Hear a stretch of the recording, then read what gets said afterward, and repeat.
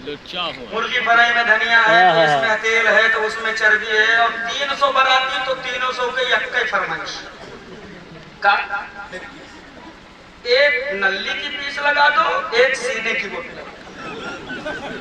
कहाँ से लाएगा नल्ली और सीना का? अलग से जाएगा काठमांडू से सब बकरा के छत्ता कटवाए लावे। सही है ये। लेकिन अफसोस तेरे होने वाले जुल्म को उसी भीड़ में एक गरीब कमजोर लाचार बाप टहलकर सब देख रहा है, सब देख रहा है। अगर सब तो देखा है उसका एक भी बाराती से झगड़ा नहीं करता। अल्लाह जी हक, एक से भी लड़ाई नहीं करता। ऐसा नहीं कि गुस्सा नहीं आ रहा, उससे ज्यादा गुस्सा किसको आएगा जो तेरे एक टाइम के पेट भरने के लिए किसी के घर का टोकरा ढो रहा। 10 रुपया अगर मार्केट में गिर जाए या नाली में गिर जाए और न मिले ना तो हमें कितना अफसोस होता है। जब तू किसी के दरवाजे पर मुर्गी फ्राई की प्लेटें और मिठाई की प्लेटें टेबल के नीचे फेंकता होगा तो उस बाप के दिल पर क्या गुजरती होगी? सही है ये, बहुत हकीकत। अच्छी सब्जी घर में बन जाए तो कढ़ाई जबान और उंगली से चाट लेने वालों, क्या हो जाता है तुम्हें गरीबों के दस्तरखान पे बैठने के बाद? कब तक के गरीब और बेटियों के बाप के गुर्बत भरे दस्तरखान की खैरात पर पलोगे? कब तक पलोगे? एक भी बाराती से झगड़ा नहीं करता है। कलेजे तो तब फटे हैं, आंसू तो तब निकले हैं जब उस गरीब बाप ने एक एक बाराती से हाथ जोड़कर कहा है कोई कमी रह गई होगी तो माफ कर दीजिएगा, कोई कसर रह गई होगी तो माफ कर दीजिएगा, कोई खता हो गई होगी तो माफ कर दीजिएगा। अरे वाह हुसैन आजम के नारा बुलंद करने वालों, आजम के नियाज़ो लंगर लुटाने वालों, आजम खान नूरी तुमसे एक सवाल कर रहा है, अगर आपका ज़मीर जिंदा है तो मुझे जवाब दे करके जाना। करबला के मैदान में मेरे मौला हुसैन ने अपने जानिसार बच्चों को इसीलिए कटवाया था, क्या तुझे करबला की तारीख पता नहीं है? अरे ये गरीब कमजोर बेबस बाप कौन है? ये वो है जो आज अपनी जिंदगी की जमा पूंजी तेरे हवाले कर रहा है। ये वो है जो आज अपने कलेजे का टुकड़ा तुझे देने जा रहा है। ये वो है जो आज अपनी जिंदगी की सबसे हसीन और सबसे महंगी और सबसे कीमती चीज तेरे घर की जीनत बनाने जा रहा है। कल कयामत के दिन मौला ज़ैनुल आबिदीन ने अगर गिरेबान पकड़कर पूछ लिया कि बता तूने तो करबला का मंजर नहीं देखा, लेकिन मैंने अपने निगाहों से खड़े होकर के सब देखा था।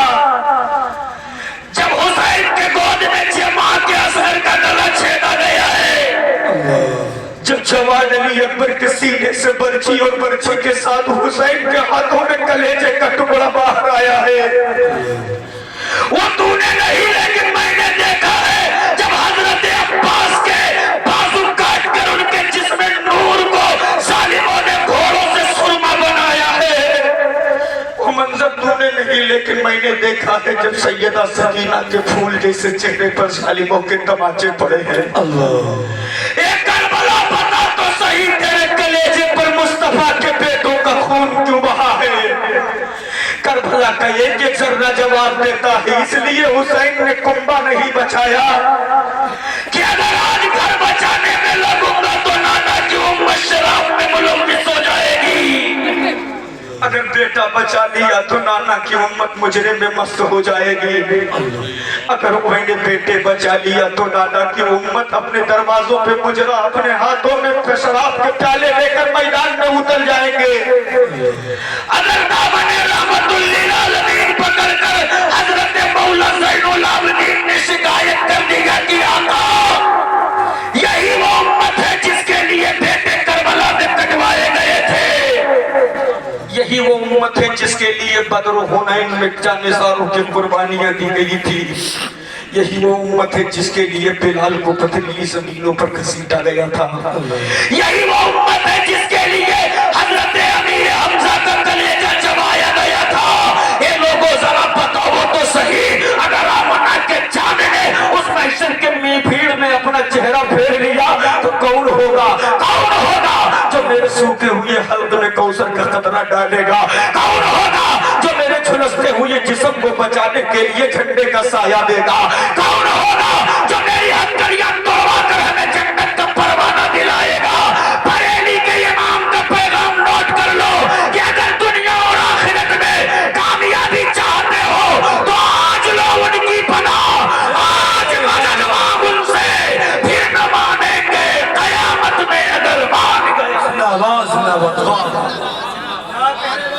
फिर न मानेंगे कयामत में अगर मान गए। पैगाम बहुत बस मैं आपको अर्ज करके अपनी जगह ले लूं। माफ कीजिएगा, मैं इसका आदी नहीं कि मेरे यहाँ कोई मेहमान बाहर से आए मैं ही तकरीर करता रहूं, लेकिन एक बहुत अहम पैगाम जो मेरे जहन में आया है मैं उसे आपके दरमियान रख के जगह ले रहा हूँ। एक शादी में 15 लाख रुपया खर्चा होता है, 15 लाख रुपया खर्चा, लेकिन जिस शादी में, जिस बेटे की शादी में 15 लाख का खर्चा हुआ है, हकीकत जानकर कलेजे फटते हैं कि बेटा जाहिल होता है। ये मेरे उलमा निकाह पढ़ाते हैं, इनसे पूछ लो। जैसे ही निकाह मुकम्मल हुआ, निकाह नामा आगे किया, लो बेटा साइन कर दो, तो धीरे से कान में कहता है मौलाना साहब का दुनिया में ला रहा है। उसकी शादी में 15 लाख खर्चा बेटवा जाहिल है, और जाहिल बेटों की वजह से आज हमारी उम्मत का और हुजूर की उम्मत का और हमारे माशरे का नुकसान क्या हो रहा है मालूम है तुम्हें? बेटे जाहिल है, इसीलिए ना तो हमारे मदरसे महफूज है, ना हमारी मस्जिदें महफूज है, ना हमारे बुजुर्गों के खानकाहें महफूज हैं, ना हमारे अकाबिरीन के मकाबिर महफूज हैं, ना हमारे उलमा महफूज हैं, ना हमारे मदरसे महफूज हैं। किस वजह से मालूम है?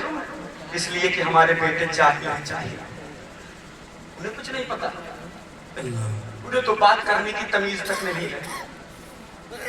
हाँ, अगर कोई कहे तुम मुसलमान हो तो बहुत बड़ा हाथ उठाएगा, हमसे बड़ा मुसलमान हो। दलील मांगे तो अल्लाह अकबर, कलेजे फटे हैं तेरी इतनी बचकानी दलीलें हैं।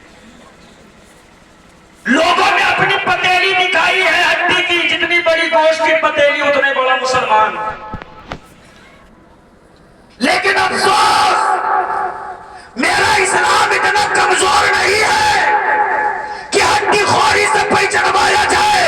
तारीख शाहिद है, इस्लाम कभी बोटियों से नहीं फैला है, इस्लाम तो मुस्तफा की सूखी रोटियों से फैला है।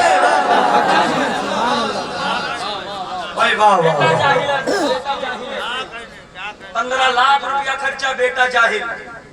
ये मेरे उलमा अगर कहते हैं अपने बेटों को पढ़ाकर IAS बना दो, IPS बना दो, डॉक्टर बना दो, इंजीनियर बना दो, जज बना दो, बैरिस्टर बना दो, ताकि कल जब हम किसी मुसीबत में फंसे तो ये खड़े होकर मेरा साथ दे सके, तो यही लोग अपने हाथ उठा देते मौलाना हमसे बड़ा मुखलिस कोई नहीं। कहां से लाएंगे पैसा जो हम जमा करके अपने फीस दे करके अपने बच्चों को IAS बनाएंगे? और यही लोग जो फीस जमा करने का रोना रोते हैं, इनके यहाँ जमीनें बेच करके वलीमे किए जा रहे हैं। वलीमा करना सुन्नत है, लेकिन जमीन बेचना सुन्नत नहीं है।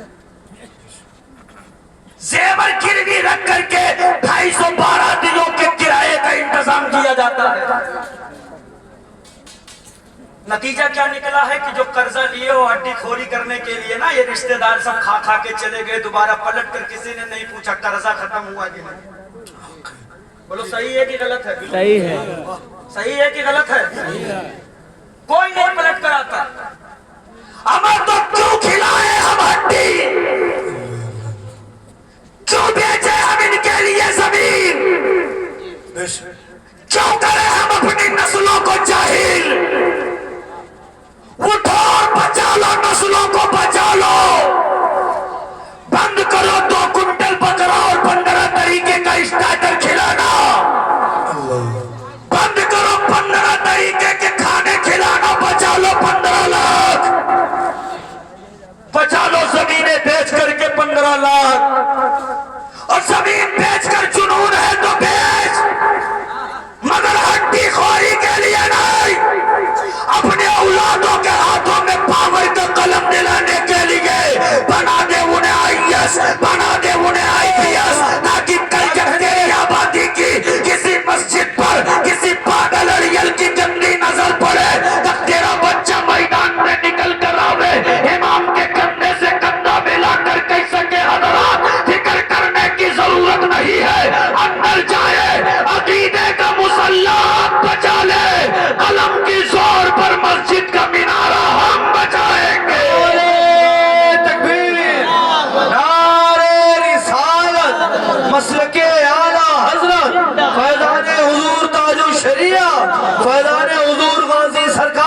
ये इस जलसे से पैगाम लेकर के जाओ कि इंशाअल्लाह हम अपने बच्चों को पढ़ाएंगे।